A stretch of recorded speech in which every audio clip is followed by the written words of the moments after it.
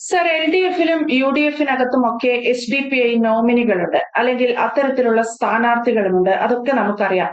പക്ഷേ ഈ രീതിയിൽ പ്രവർത്തിക്കുന്ന ഇരുമുന്നണികൾ, അല്ലെങ്കിൽ ഈ രീതിയിൽ രാഷ്ട്രീയ നിലപാട് വ്യക്തമാക്കുന്ന ഇരുമുന്നണികൾ, ഈ ഇരുമുന്നണികളുടെയും നേതാക്കൾ, ഇവർ തുടർച്ചയായി വർഗീയ പാർട്ടി എന്ന് മുദ്ര കുത്തുന്നത് ബി ജെ പിയെ മാത്രമാണ്. എന്തുകൊണ്ടായിരിക്കാം അത്? ഇവിടെ ബി ജെ പിയെ മുദ്ര കുത്തിയിട്ട് വലിയൊരു കാര്യം നേടിയെടുത്തുകൊണ്ടിരിക്കുകയാണ് സത്യത്തിൽ ഈ എസ് ടി പി ഐ എന്ന് പറയുന്ന പോപ്പുലർ ഫ്രണ്ടിന്റെ വകഭേദം.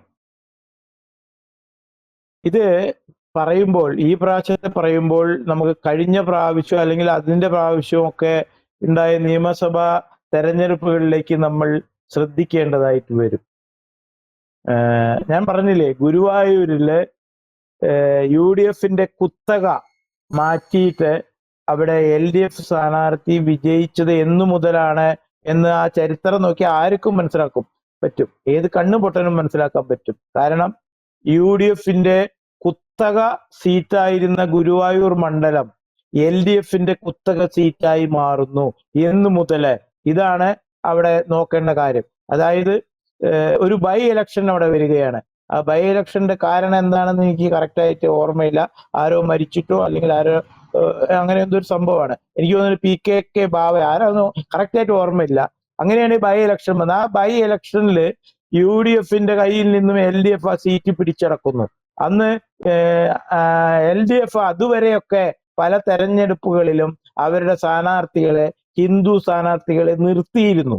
പിന്നീടാണ് എൽ ഡി എഫും ഈ സൂത്രം മനസ്സിലാക്കിയതും അതിനെ ഉപദേശകരായി അവർക്ക് വന്നത് പോപ്പുലർ ഫ്രണ്ട് ആയിരുന്നു.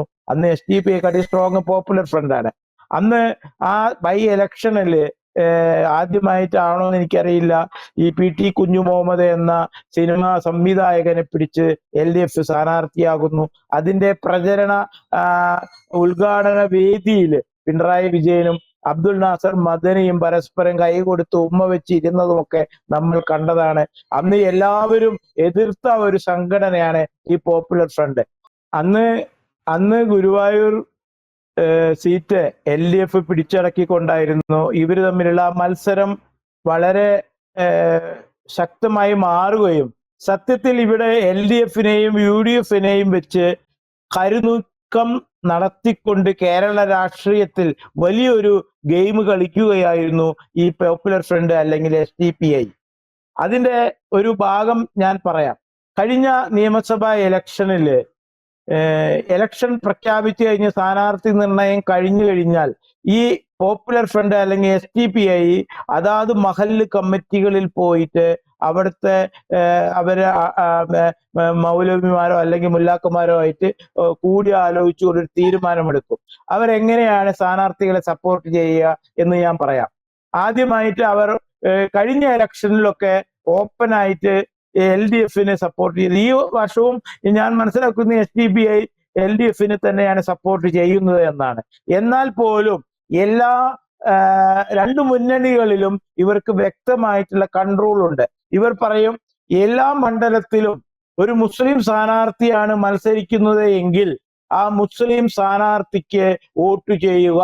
അത് UDF ആയാലും വേണ്ടില്ല, LDF ആയാലും വേണ്ടില്ല. ഇതാണ് പള്ളിയിൽ നിന്നുള്ള ഓർഡർ.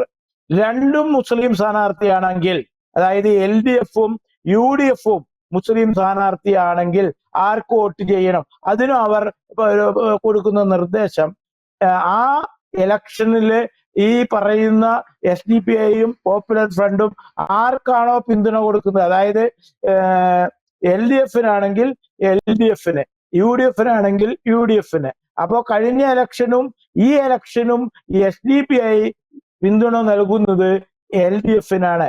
അപ്പോ LDF ആയിട്ടുള്ള മുസ്ലിം സ്ഥാനാർത്ഥികൾക്ക് വോട്ട് ചെയ്യാനാണ് അവരുടെ നിർദ്ദേശം. മുസ്ലിം സ്ഥാനാർത്ഥി മാത്രമാണ് ഒരു മണ്ഡലത്തിലുള്ളതെങ്കിൽ അത് UDF ആയാലും വേണ്ടില്ല, LDF ആയാലും വേണ്ടില്ല, മുസ്ലിം സ്ഥാനാർത്ഥിക്ക് വോട്ട് ചെയ്യുക. ഇനി രണ്ടും ഹിന്ദു സ്ഥാനാർത്ഥിയാണെങ്കിൽ അവിടെയും രണ്ടും മുസ്ലിം സ്ഥാനാർത്ഥി ആയ അതേ തീരുമാനമാണ് ഹിന്ദു സ്ഥാനാർത്ഥിയിലും വരിക. അവിടെ LDFന്റെ ഹിന്ദു സ്ഥാനാർത്ഥിക്ക് വോട്ട് ചെയ്യുക. ഇതാണ് കാലാകാലമായിട്ട് അവർ നീക്കി പോക്കുകളിൽ പോയിക്കൊണ്ടിരിക്കുന്നത്. എന്നാൽ പോലും ഈ UDFന്റെ നേതാക്കൾ, പ്രത്യേകിച്ച് മുസ്ലിം മതാതര പാർട്ടിയാണെന്ന് പറയുന്ന മുസ്ലിം ലീഗിലെ ചില നേതാക്കളുടെ പോലീസില് അവരുടെ ഒപ്പം നിൽക്കുന്ന ഈ SDPI നേതാക്കള് ഈ UDFലും കടന്നു കയറിയിട്ട് 4-5 SDPI സ്ഥാനാർത്ഥികൾ അവർക്ക് ഉണ്ടായിരിക്കും. UDFലും കാണും, LDFലും പറയണ്ട, അവരുടെ സ്ഥാനാർത്ഥികൾ തന്നെ ആയിരിക്കും.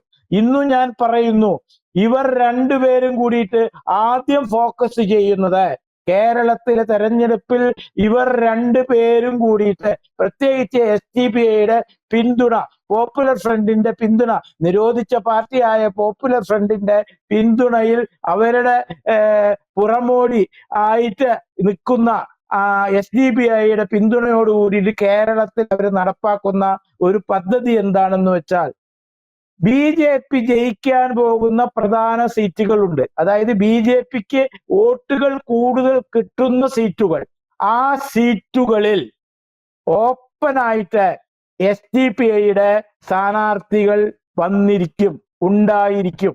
അത് നിശബ്ദമായിട്ട്, മൗനമായിട്ട് കോൺഗ്രസും അതിനെ അംഗീകരിച്ചു കൊടുക്കും.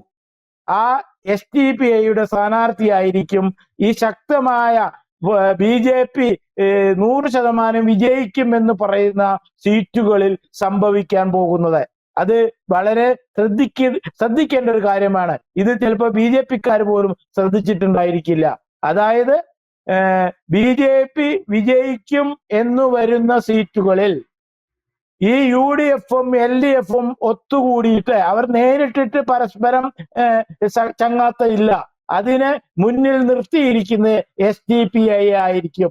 ഈ SDPI സ്ഥാനാർത്ഥി BJP ജയിക്കും എന്ന് പറയുന്ന മണ്ഡലങ്ങളിൽ SDPI ജയിക്കും. അതാണ് ഇപ്പോൾ നടക്കാൻ പോകുന്നതാണ് എന്ന് ഞാൻ മനസ്സിലാക്കുന്നത്. അവിടെ UDF മൗനാനുവാദത്തോടുകൂടി SDPക്ക് വോട്ട് കൊടുക്കും.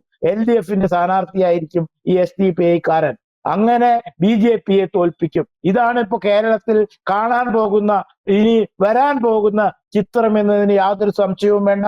ഇത് മൊത്തം കേരളത്തിൽ കാണാൻ പോകുന്ന ഒരു ചിത്രം തന്നെയാണ്. അപ്പോ UDFൽ ആൾറെഡി 5-6 SDPI സ്ഥാനാർത്ഥികൾ ഉണ്ട്. അതുപോലെ LDFിലെ മുസ്ലിം സ്ഥാനാർത്ഥികൾ ഒട്ടുമിക്കതും SDPI സ്ഥാനാർത്ഥികളായിരിക്കും.